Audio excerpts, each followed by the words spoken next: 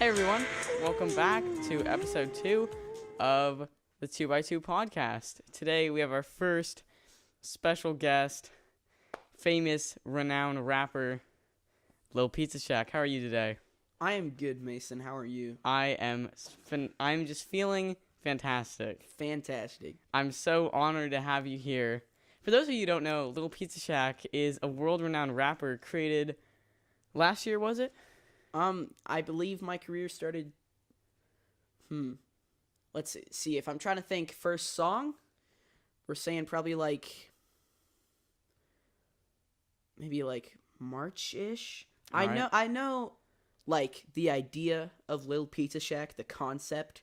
Well, it was The born. being? The being. It was born in 2003, Ah, but it became public knowledge in February of 2018. So as we just hit over a year of Lil Pizza Shack's first, birthday, it's a little belated birthday to you. Yes. We'd love to know, what's your origin? How did this lovely human form? Human. Or pizza? Human. Well, like I said, it started in 2003, and then 14 years passed, and a little over 14. July of 2003 is when it started. So 14 and a half years. 14 and a half years. I was walking down the street. I was alone, right? All right. And this was Owen Nelson. This was This wasn't Lil Pizza Shack. This was Owen Nelson. all right. I walk into a store, Okay. right? I look around. I'm just chilling, and then at the front desk, like the where the cash register is, I see this. I see a pile of temporary tattoos, right? All right. And they're from Mary's Pizza Shack, right? And which is we have them here. It's like a I wouldn't say Northern Bay Area thing almost. All right. It started in Sonoma where I live, and it's kind of spread out a little bit. Like there's one here in the town surrounding, but to Sonoma kids, it's kind of special because Yeah. it's like it originated there. It's kind of the only cool thing for a kid to do is get Mary's or go to the Slice Shack, which is like an extended version of Mary's. We got two restaurants. We've got the Slice Shack, which is Mary's Pizza Shack by the Slice, which is next to a Mary's Pizza Shack. So you either go into the restaurant. This is this is an intense origin story. Yeah, no, we got Mary's for days. That's our stuff. That's our elixir. So I'm like, wow, I love Mary's Pizza. Tattoo time. I walk down the street holding my tattoo, just admiring it. Then my eyes light up and I'm like, this was like early 2018. This was like when Lil Pump was like at his height. Gucci Gang released and he finally kind of went mainstream. And everybody's talking about all That's when the world started going downhill. Yeah, nah. That's like when the whole kind of Lil thing became a meme. Yeah. Like that's when everybody started, just saying Lil blank and then was like, ah ha ha, funny. Rapper. Lil name. And so I stop by Pete's Coffee and I walk into the bathroom, right? I take a paper towel, put it in water, get that shit on my face, stick it there, take it off, and there it is. The Mary's logo straight across my cheek. Beautiful. And I was like, this is born Lil Pizza Shack, So that was my origin. And then I think I put it on Twitter, maybe. And maybe my Instagram story, and some people were like, LMAO. Yeah. And I was like, yes. And Laughing. Like a month or two later, I made a song with my friend Oliver. So you wouldn't know this because you're a freshman, and not many sophomores do either. But there's this group of current seniors. And I was friends with them. Like they were juniors last year, and they had this thing called the Trap Boys, right? Okay. And the Trap Boys was like a rap group, but it was like joke rap, like I make. Yeah. I mean, very serious, hardcore, life, intense rap. And so I thought it was funny. I thought it was cool, and I was like, "Hey, I'm Lil Pizza Shack. Let's make a song together." So it was just me and one of the Trap Boys in the storage room. Oh, funny. Recording on a phone, just I was like. I remember the first thing I said was delivery for you. I have to go poo. That was the first line, and I don't remember the rest of the song, but I remember saying that, and then I remember my friend just screaming. Do you happen to have this song? I think it's dead media, honestly. I texted my friend earlier today. I was like, hey, you think you got that first song we made? And he's like, nah, bro, I don't know where it is.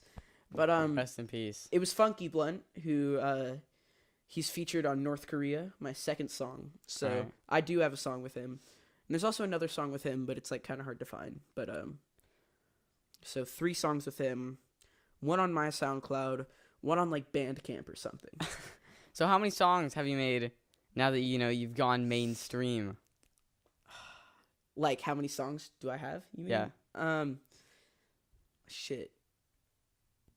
1, 2, This is like 3. this is over Lil Pump's being able, his counting. This is supreme rapper counting. 3. Supreme. 4. 5.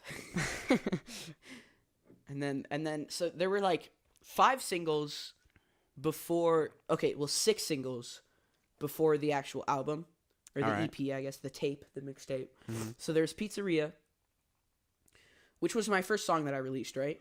So me and my friend Leo had been producing like Mhm. together, like just on FL Studio for a long time. And I was like, hey, we should make a Lil Pizza Shack song because, like the picture or whatever. And so, we look for a sample. We just look up like pizza music or something. And there is Pizza music. pizza music. And there's Spider-Man 2 for PS2, the pizza song. The one that's like da da da da da da da da da da da da da. I was gonna play it. I was gonna play it for the podcast, but it was identical. You should play it.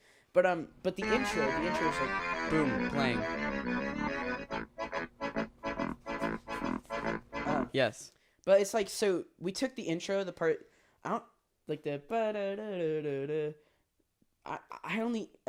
I can't think of it because what we did was we took like the intro and we chopped it up kind of. Mm-hmm. So it's not exactly the same. So we just chopped it up so it goes like the song, and then we just added drums and bass and stuff, and that was the beat. And then a couple days later, I made sure I was home alone because I didn't want to be like rapping in my room Yeah. with like my family home. So I'm just like, Mamma Mia, pizzeria, like, and I didn't want to scream. So I was like, because It was like one of those like awkward screens. It was really awkward. Like I want to like see myself recording it and just like look at how like dumb I look. Yeah. But that's the first song. Then there's North Korea featuring Funky Blunt. Filthy Gay Breathing, which I made. Oh no. Which I made my freshman year, but deleted it because I thought it was like too offensive or something. Probably. and then Don't worry, we don't hate gay people. no, It's just No. the song title. it is just the song title. It's ironic. I have so many gay friends. So many. Just flex. I'm not homophobic. No, I swear. I swear. No, but Filthy Gay Breathing, which I deleted, and then I remastered because I recorded on Ryan's phone. Rest in peace. I mean, he's just not here. He's getting a haircut. Yeah. But, rest in peace, Ryan. Rest in peace, Ryan. Rest in peace, Ryan's hair.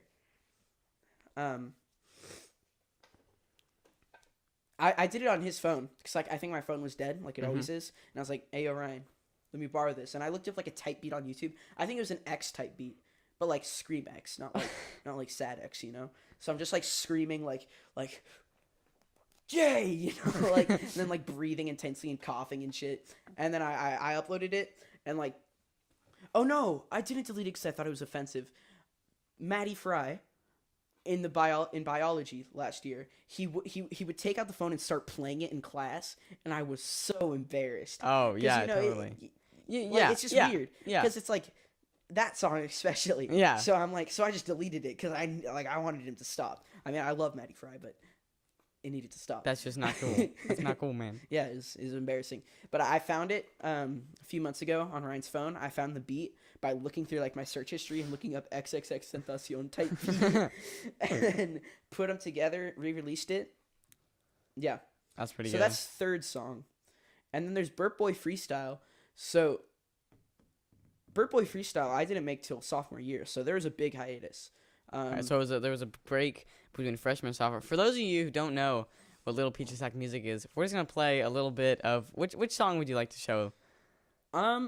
I don't know. We could do it in between segments, I guess, like little transition cards. But let's just do Pizzeria because that's the OG. Everyone, this is Pizzeria.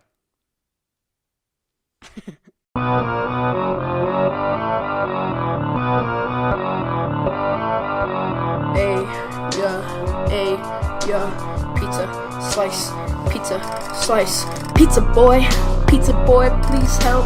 Don't be late, or I'll roast you on Yelp. Bread, dough, cheese, and tasty bread sauce. Please send that delivery boy Ross. Mamma mia, pizzeria. That was so Yeah, that Yep. was Pizzeria. Epic. Okay. So yeah, Pizzeria produced by me and Leo, North Korea. That was just a type beat from YouTube. Filthy Good Breathing type beat from YouTube. Britboy freestyle, and then after that, so I think after that was Cracker Song. No, Leo Hirsch diss track. So me and Leo, this was another type beat. All right. Me and Leo were having this like fake beef on Instagram or something. Like it was just like "fuck you, Leo" on my Instagram story. Yeah, and yeah. Like "fuck you," and like we're best friends. But You mean Lil Pizza Shack, or is this? I think it was on Owen's Instagram story. All right. But so I made the Leo Hirsch diss track because Owen's my best friend. I gotta Yeah, you gotta help him out. Yeah, gotta help him out. So the Leo Hirsch diss track, of course, it's a joke, no hard feelings. And then Cracker Song. I'm really kind of falling in love with this music. Yeah, it's revolutionary. I changed the world single-handedly. But yeah, and then it was like an album, right? So there's a song Karen, right? Mm-hmm. I think I've heard this masterpiece. Yeah, so I started working on it like way before the album came out. Like I produced the beat at home. It was originally called Portal 2 type beat because one of the sounds I used in it reminds me of the game Portal 2, like what they have in the soundtrack, like the. So it was originally called Portal 2 type beat, but then I just started like writing about because the Karen took the kids meme was like relevant back when I wrote it. It was kind of irrelevant when it came out, but whatever. It's still a classic. Yeah. Everyone who hears Karen type beat, they'll know. Oh no. The kids are taken. The kids are taken. They're gone. Rest in peace, kids. Fuck. So yeah, so I like recorded it. I recorded the intro, then the chorus, right? And then I just had this blank space and I started writing something and I didn't like it. So I was finally like, wait, the stepdad. That's the feature. No. So I hit up Brendan Grimshaw. I'm like, hey, you trying to do this? And so he just did it. And he's like, my name is Steve, and I took your kids too. And I wrote it for him. And it's funny because I didn't check. Like, I think when I was working on it, I had one earbud in. So he's only in one ear if you listen to it, which is funny. Yeah. So that's the story behind that. So the album includes Cracker Song. All right. Which was made before, but I included it in the album. And then there's intro, which is just me talking, so it's not really a song, so we won't count that. So we have the five singles, and then Cracker Song, Mouth, Karen, Pepperoni, and 180. 180. That's just like me screaming. I recorded it in the sound room. So yeah, I think that's all my songs. Oh no, Vern's Freestyle just came out a couple days ago. And there's a music video. Oh yeah, go check it out. Link in the description. It's just me in doing this inside in Vern's taxi, the taxi we take home to Sonoma. Not today though, because I'm recording a podcast. Exactly. I forgot. Safe Sex. That's a Safe classic. Sex. That was the third song. That's right. That was my my health project. Ah. Actually, it was like Cyril was like, write a poem or song, right? And I had already had this Lil Pizza Shack thing going. So I'm like, the race by Tay-K. Talking about protection and safe sex. It's a masterpiece. It just perfectly goes together. Don't have unsafe sex. Just chill out and masturbate. And if you're tempted, just remember to stay safe. Said that shit in class. Perform that shit in class. I would have loved to be there during that. Yeah. You were in middle school though. No, but yeah. So those are all the songs. I'm pretty sure. Well, we'll play another one. Which one? What would you say took the most work and effort? The most work. Your best piece of art. I think the song that I probably put the most effort into, like me and Leo, was maybe Pepperoni off the mixtape. Off the mixtape. The feature on that song is my little brother. Oh. So it's Pepperoni featuring Lil Pizza Shack. So it's like, that's the joke. And we just had him freestyle. He goes, ice on my wrist, I eat it on my fist. Like, he just says, like, random ass shit. Yeah, but it's yeah.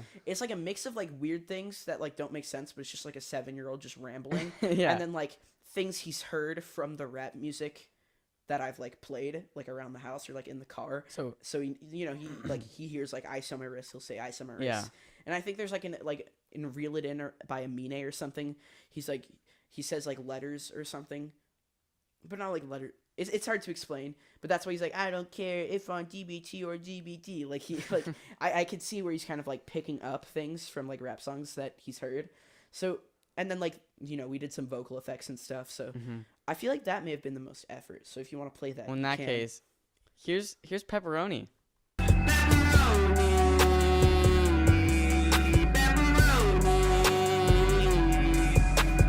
Ice on my wrist, I eat it off my fist. Kill those bands who have bands in the breaking discs. I don't care if I'm on DBT or DBT. Just wanna play with my head pieces up. Hey, yo, I'm playing tic-tac-toe. Hope you guys enjoyed that little snippet of Pepperoni. Yeah. Yeah. So, with that out of the way, Owen, you've already hit the mainstream. You've already become the biggest Household rapper name. known to humankind. Yeah. Not man, not or gender. You know what I mean? Pizza. Yeah. Pizza. So I think it's time. What's some current events going on? We're gonna do, each podcast we talk about one current event and one movie. So let's just take on. What's something that's been on your mind that's been going on in the world? Minecraft. Minecraft is back. It somehow came back from the dead. Minecraft, the Mojang. No, he doesn't even own that anymore. Just the company. Mojang is the company. Mojang still works on the game. Notch is the one who doesn't. Notches, yeah. So like, Microsoft bought Mojang, not Minecraft. So Mojang's still working on it. Well, Mojang, something happened where they just sparked the game back into existence. I think it started with this whole village raiding. Village and pillage. I mean, exactly. I think, sure, that brought hype because, like, checking out the new update. But I think it's a big combination of things. I've heard a lot of stuff because I think YouTubers maybe like Call Me Carson. He does his like SMPs, stuff like that. Love Call Me Carson. There like a lot of YouTubers have been playing Minecraft and stuff, and it's like Minecraft kind of went through the cycle where like 2011ish to maybe 2013 was when it was like relevant. It was like prime years. Then and then like 2014 to 2015 when everybody, or like 2014 and 2015 was like, maybe to 2016 was like, I hate Minecraft, that game's for little kids. I think it's kind of been like growing with our age group. Yeah. Like we played it when we were in like elementary school. Yeah. We hit middle school. You think you're the shit. You're so cool. It's like so cool. It's like you're better than everyone you're else. You're in middle school, and now the elementary schools are playing it. It became like a little kid game. Yeah. It's like every game kind of comes through this cycle, like Fortnite did. Like, Fortnite kind of went from kind of adults to like all little kids. Yeah. But so I've heard that it was almost because when Minecraft got overtaken by little kids, like teenagers and adults left because they were annoyed by the little kids, and then they went on. I mean, there was kind of a gray area, but then eventually, like, I guess, they moved on to Fortnite. Kids came in, they left. They moved on to Apex. Yeah. I mean, there was like PUBG and other. And I guess CS:GO kind of was. I'd have to say PUBG's too hard for these little kids. Same with CS:GO. I mean, yeah, PUBG's very hard. I have 2 squad wins or something with 200 hours on PC, but I'm not great at video games. I play a lot of them though. But yeah, and then so they were like, oh, there's no new game we want to play, so let's just go back to Minecraft. Yeah, let's just restart the cycle. Village and Pillage update, 10-year anniversary, YouTubers. I think it was it all came together. Yeah, it was just like a really coincidental, lucky culmination of events that almost kind of seemed to bring everyone in. Yeah. And it's like, so it kind of went from like everyone liking it, everyone hating it, and then it was a meme, and now it's popular again. Yeah. And it's like still a meme at the same time, because it's like I think that's what's kind of keeping it up. yeah, almost. But it's like a fun game, you know? Yeah, I mean, and I think the best part is it hasn't like changed at all. Like the gameplay is still the same. Yeah, it's There's like, more items and I think biomes and creatures now. yeah, there's more items, biomes, creatures, like game mechanics, but it's still the base game where it's like It's still Minecraft. you know, punch down a tree, get some wood, get a pickaxe, you know, just survive. It's still the Minecraft know, we've grown to know and I love. remember being like 8 or 9. I forget. I think I was 8 when I started playing. I'm not sure, but I used to watch like Paul Swords Jr. How to Survive and Thrive, that series. I don't know if you've ever watched it. But I have not. that was like the Let's Play that I watched, and like it was like a tutorial Let's Play. Yeah. So I would watch his videos and kind of go along. Like I think before I owned the game, I watched like the videos. Like you know how you like get into something by watching YouTube videos and actually buy it. Yeah. So whenever I was at my grandma's house or something, like if it were a sick day or if it were a weekend and my Or, dad like, had to work, Minecraft. she just had this Mac. I just sit down and watch like a shit ton of Paul Source Jr.'s episodes. So that's how I kind of learned. And then I think I got the game for maybe my 9th birthday. Mm-hmm. So like 2012. Yeah. That sounds about right. Yeah. And, you know, just played, you know, I really like survival, and then I liked like Hunger Games and stuff, and you know That was always good. I think that's what like as soon as the servers that you could play on in Minecraft kind of just like took off, like survival for me at least, I played it maybe like a few times. Never played it like and now they have realms which you can play survival with other friends. like it got boring. Yeah. But honestly, I think survival with friends is great. And like because I was young and didn't know how to figure out how to like run a server or anything, I was never able to do it. But that was always my dream, you know? Like in like 3rd grade, or maybe 4th grade, I was like, wow, I just wish I could make a server and get all my friends and we could make a town together. We could trade goods with each other. We could have a civilization. That was always like the ideal. Oh yeah, you know? it'd be awesome. And then now, because Minecraft is like back in the sphere of relevancy, I watch like Hermitcraft, like Mumbo Jumbo Hermitcraft videos, which is like a survival multiplayer thing with a bunch of YouTubers, and I see how they have like a shopping market and they like are all like making cool projects and stuff, and I'm like, that's like what I wanted when I was like 9. So Swarmcraft. It's Swarmcraft. the Nevada High server for Minecraft. Yeah. How would you tell us about that? I mean, it's a little chaotic. Yeah. I mean, it's in the early days, and it's just something me and Jack kind of did. I mean, I was a little annoyed with it for a while, but, you know, that doesn't really matter. It's always hard to get everyone to, you know, cooperate, not just, like, you know, because, you know, we're still figuring out rules. We just set the server back a couple versions because 1.14 is super laggy for servers. There's a bunch of raiding going on, which, like, we allowed raiding but not griefing, which just doesn't work out because people are going to grief. Yeah. People are going to grief. It's going to happen. But, yeah. It was First world problems. First world problems. Your house gets destroyed. My Minecraft house was destroyed. I feel you. It's a big rest in peace. Yeah. Either way. Spent 5 hours grinding for those diamonds and I lost them. Dude. I remember one time when Minecraft Pocket Edition, you know, my friend and I had this server where we played it because, you know, in Pocket Edition you can play it on with same people on the same like LAN servers. Oh yeah, huh. So my friend and I, we had like this thriving world. We're so good, and we invited my other friend to it who I guess kind of like hated me, it was like he's hated me since 2nd grade. I met him by looking under the stall when he was taking a little dump. We don't talk about that. But you know, Elementary school. I was in 1st grade. My friend was saying like, "Oh, hey, dude." I'm like, "Who's this kid?" So I was like, "Let's see." And so I guess he's just hated me since the time that I met him. So we're playing Minecraft. All of our stuff's in this house. Dude goes in and he lights some TNT in the house. I punched his balls. I was so sad to see all my Minecraft stuff go. It was one of the most emotional moments for me of my life. Yeah, honestly. Like, it's such a grind. It's like, it's always satisfying to finish something, and then, like, when you lose it, it's like you don't want to grind again. Yeah. And that's what tends to, like, discourage me in survival worlds, you know? Like, I'll, like, you know, mine, and then I'll fall in lava and lose all my shit, and I'll, like, delete the world and get super angry, and then, like, not play again for a month. But it's like, I've been playing a little bit more consistently recently, just because of the hype, and, like, everyone's playing it. Like, I remember... Except for me. Except for you. Except for me. But I was never super into Pocket Edition. Mm-hmm. Like, I think I got Pocket Edition on my dad's iPad, like, before my 9th birthday. And That's like the only version you can play, like without like having like a computer that can Yeah. run Minecraft. or, like, being able to afford the whole $25, which is daunting to an 8-year-old. I didn't even know. Okay, so I don't know how I did this, but I never actually paid for Minecraft. Did you have Pocket Edition Lite?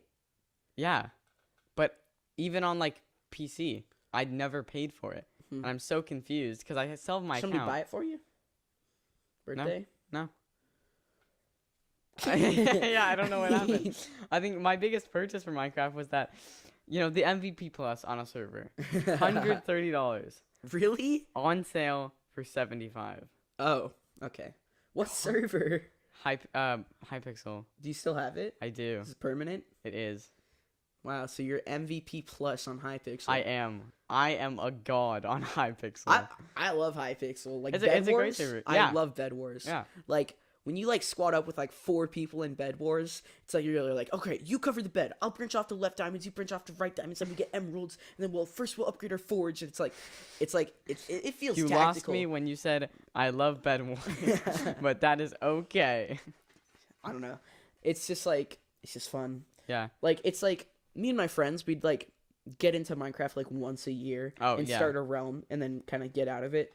Like, I mean, I guess it's, like, everyone's into it right now, but, like, one of my Sonoma friend group, like, we'd all get into the it. OGs. Yeah, the OGs, the elementary boys, or / middle school. Like, not that, just none of...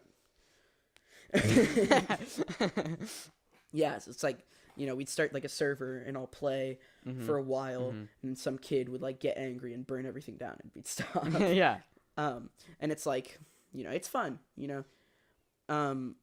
it's just crazy that it's like 10 years old, like my stepbrother's younger than that, and he's like, it's like a whole, like 10 years is so long, it's like a decade. It is a And it's decade, like- actually. What do you think Minecraft will be like when we have kids? Like, will it still be a game? I think, well, so nowadays they're, I think by the time that we're adults and we'd have kids, I think virtual reality and augmented reality will kind of have taken over the gaming platform, hopefully at least. Yeah. And I think I that mean- Minecraft will evolve with that kind of technology. I mean, like, they have Minecraft VR, which I downloaded. Yeah, I I mean, haven't I played think it that's yet, like a but- mod, though. Yeah, it's no, it's on the Oculus store. Now. It's Oh. like an official game. Oh, nice. So I'm gonna see how that is at some time. And then also Minecraft. That was the Earth. most climactic sneeze I've ever seen. I think I've sneezed harder before.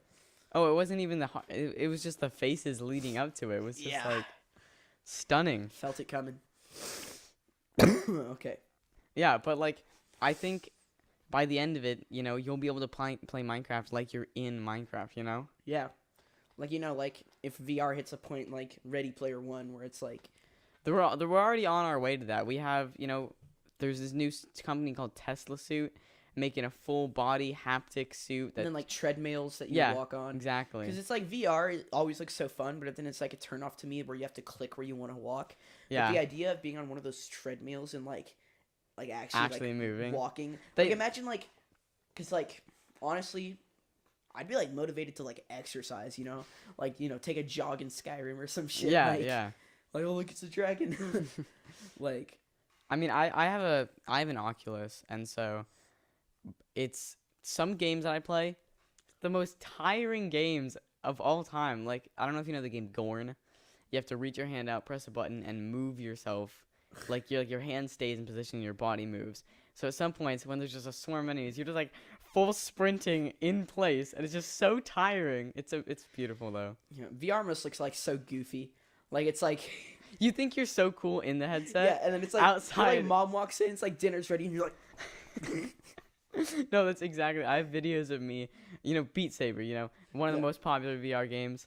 It's like, I have these videos. All my friends were over, and so they don't know how to play. My friend and I are good at it, not really good, but like we're in there and we're doing all this cool stuff. And I look at the video, and I'm just like, like you can't see my eyes. My mouth's just like hanging open, and my arms flailing around. Yeah. Yeah, no. Yeah, the thing is, I don't know. I've never, like, played a VR game, Mm-hmm.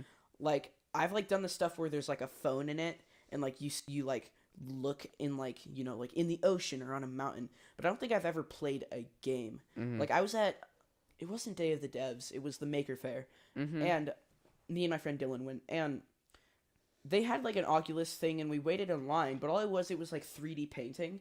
But and then there was one that was like climbing up a tower, which was kind of like a game, but I've never like played a game. I'd say it's a lot of fun. There are definitely games like, you got to think of certain games like in VR. Like, for example, I don't know if you know the game Pavlov. It's kind of like CS:GO in VR. Yeah, I've seen. I think PewDiePie did a video on it. Or something. Yeah. It's like exactly the same CS:GO, right? It is. I like all the same textures. I downloaded that, and it's a lot of fun. But like playing that compared to playing like CS or playing like an FPS is so different. And it's until the point where they're not different that it's gonna be like you want to play VR more than you want to play another game. Yeah, I mean, I don't think VR will necessarily completely take over everything. Like, I'd like there to still be like sit down video games and stuff, because like it's like, depending on what you want to do, like if chilling and stuff. But I think it's definitely a really cool technology that's like hopefully ends up being like amazing. Yeah. Like it's like there's so much potential, like virtual reality, like. And I mean, I hope I don't think this is where we will go, or I mean it might, but I don't think that we really want you die VR. In the game, you die in real life. I don't think we want VR to become better than the real world. Yeah, because that's just when like the world kind of just terrible. Like Ready Player One shit, The Oasis, everybody's. The Oasis is better. Good book, bad movie. Movie. It was pretty good. It was a pretty good movie. Yeah, I mean, amazing book though. As someone who read the book, it was like, come on. I'm with you on that. I read the book. They all know where the first key is, and then like they're at a car race, but they haven't. No one's beaten it yet. Like, I wanted Tome of Horrors, right? Because I'm a Dungeons and Dragons fan, right? And Tome of Horrors was so cool. For those of you who haven't read the book, we're just a heads up. Spoilers ahead. I'm not sure when we'll stop talking about this. And I didn't add a timestamp last time I did one. So yeah, just kidding. So yeah, reading the book, going into the movie, when I saw the trailer, I was like, hold up. Where did every part of the book go? Yeah. Other than the main character. Yeah. And Artemis. It's like, it's okay. Like it wasn't awful. Oh, no, I thought that Spielberg did a good job doing a movie, like, changing, like, the stuff that he changed, I was like, if someone hadn't read the book, they would think this is a phenomenal movie. Yeah. For someone who has read the book, I think it's a pretty good movie because I've experienced something better. Yeah, I mean, it's just like, yeah, because I had read the book, like a year before or something, it's like, and being a fan of D&D, I remember reading it being like, Tome of Horrors, wow, hey. It's the, woo, like, and then in the movie it's like different, and it's like I still enjoyed it, like I was disappointed. I mean, this is not our movie topic of the day, but yeah, Yeah. So that's the basic idea. Let's not get too into it. I mean, we're just gonna last wrap up. I thought the book, I really loved how the book was written. Yeah. I thought it was one of my favorite books I've read. It was just. I don't even know how to describe it. Yeah, it was so good. The different keys and the gates. And I liked how the gates were challenges as well as the keys were. Yeah. And I thought that the way, because they never explains how Sorrento in the movie at least gets that giant mecha Godzilla. You remember that at the very end? But like in the book, it said that in one of the challenges, if you beat that side-scrolling dungeon game, you get to pick a morph.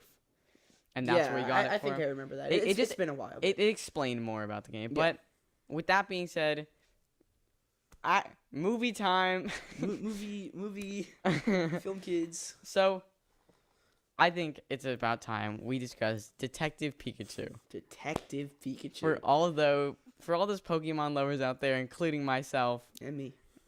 It's about time we review this movie. Yeah.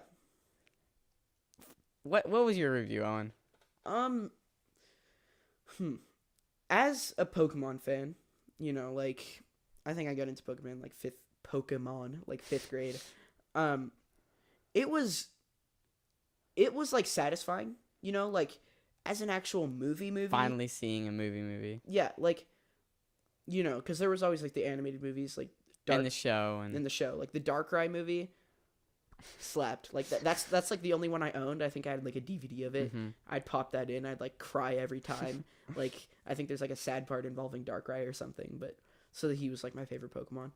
But yeah, it's like it was satisfying to almost see it transform into like a live action setting, and it looked good too, like for the most part. I loved the animation that they used. Yeah, like it was some pretty good CGI, like especially for like animals that don't exist. Yeah, it's like with like, you know, like the Lion King or stuff, and like Jungle Book, like the, you know, stuff. The Disney's Jungle making. Book, I thought that the Jungle Book had a really, really good animation. It looked good. Well, I'm just saying it's easier because they're using real animals, but it's like with like Pokemon. an animated live action movie, you have to take like essentially 2D drawings of animals, because like animation, not like CGI, it's like it's so easy to do anything, like, and there's so much like limitless potential because you're drawing it, right? But then where they're integrating into this real world, I thought they did a really good job. I thought they did too. Like, Pikachu looked great. I loved how Pikachu looked. Yeah, like he genuinely looked great. He looked like a real, like, living animal. Like you know, like the hair looked really good. Like the hair was really, you know, really hair's good. always been. Although I'm gonna say, you know, I'm gonna start my review. We'll go back and forth. So in 5th grade for me, because that's when I got into it in 5th grade, Pokemon was a contraband. One day, one kid brought in 2 cards. The teachers like took them away, but he kept bringing them back, and everyone was like, "Yo, let's get into this." Yeah, so everyone started buying Pokemon, and everyone started trading and stuff, and teachers were like pissed out of their minds that these things were coming to school. And like at our campus, we had like a blacktop and then a field and a smaller play structure next to it. And so we'd all go down there where like like the yard duty is, and we'd all like trade Pokemon and stuff. And it was like it was the best contraband. You know, you had like silly bands and stuff, and Bakugan always will hold a place in my spot. Beyblades, but Pokemon, it was like the beginning. Yeah, I mean, I don't know why elementary school teachers just hate Pokemon. They despise them. It's like trading cards. No. Yeah, just Pokemon in general.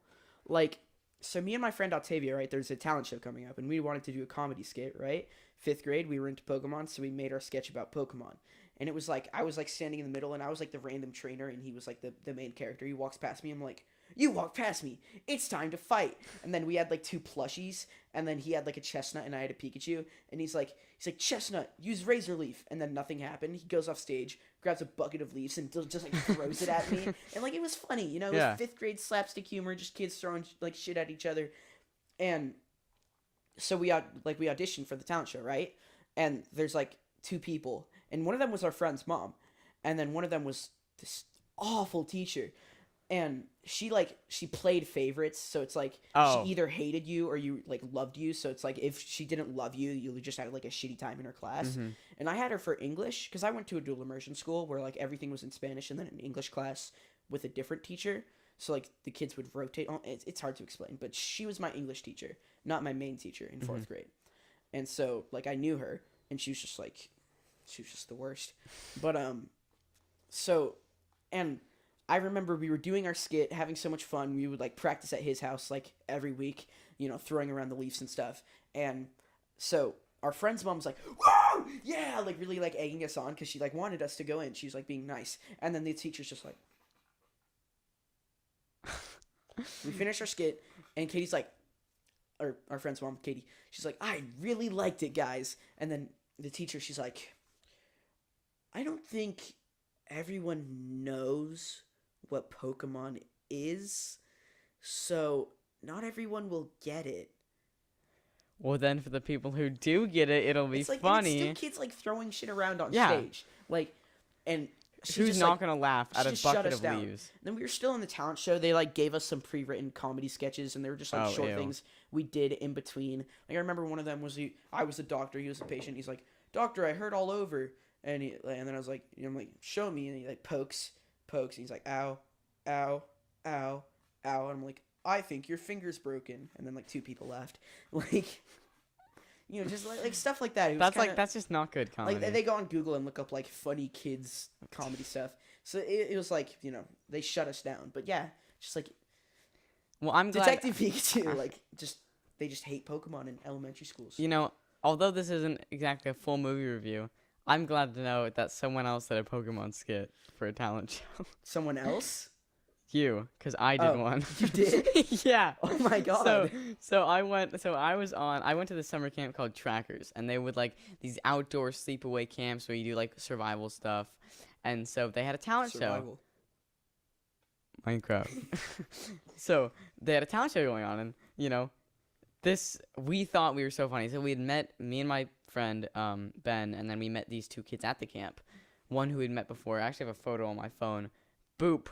Right there, that's what they look like, two of them. But, and then, right. and so then we did it where it was like we were the Pokemon, and so each one of us was a trainer. It was like a trainer battle, and it was like, Pikachu, use something, and I was like, I can't, I don't have a tail, and we thought we were the funniest stuff. And there was this one girl who I think had something wrong with her at the end of our thing was like, whoa, yeah, we're like, oh. And then I talked to her because my other friend was in the crowd. I talked to her like years later. I was like, oh, you remember that? She's like, that was so stupid. What were you guys doing? Yeah. And I lost the video because we took a video of it. I'm so sad. That sucks. It was the best thing of all time. Okay, so Detective Pikachu. Back on track. Back on track. Ignore everything else. I despised the girl character, the intern. Yeah, it was kind of annoying. It felt kind of forced, and like I think like a love plot didn't really belong in the movie. Like the love plot was between the audience and the Pikachu. Exactly. And the Pokemon, actually. Yeah. Like it just felt out of place. Like I felt like it was like they almost made it like she was more of a detective than either Pikachu or the main character. Yeah. Like it was like she was doing all the work, which like it's cool, you know, but like it didn't feel right for this movie. I thought her acting was really forced too. Yeah.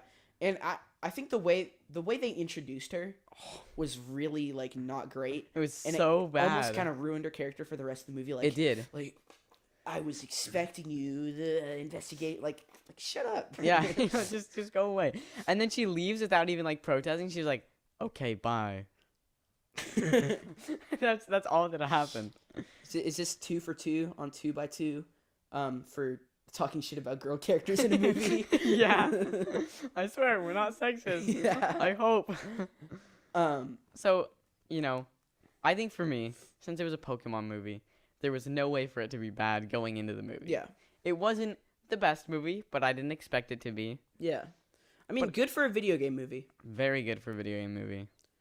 But, you know, there's also a TV show and a card game for them to base it off of. Yeah. So, out of 5 2x2 squares, what would you rate Detective Pikachu? I'd give it like a 3.5. I'd give it a 4. Like for like personal reasons, you know, it kind of brings it up. Like I saw it with my little brother. It was a nice little outing, you know, some bonding time. But yeah, you know, it was entertaining. It was special. Yeah. You know? It was a Pokemon movie that we've been waiting for. Yeah. But I thought my phone's ringing. Yeah. I was like, I'll be right back. This hard vibration. Okay, I'm back. So what I was gonna say is I kind of thought like the final reveal was a little whack. I mean, that like the bad guy was like the good guy. No. Like, I mean, that wasn't like a great reveal. That's like used all the time. But like, Pikachu's his dad. Yeah. like, it was like so weird because it like wasn't a fatherly relationship, and then also Ryan Reynolds, like, I feel like he isn't old enough. Oh, nowhere near. As well as he looks nothing like his son. Well, I mean, the actor's obviously half black. Oh, no. I knew that. But I mean, like, Ryan Reynolds, there was no facial features. You got it from his mom. Everything. I mean, yeah, I get what you mean, though.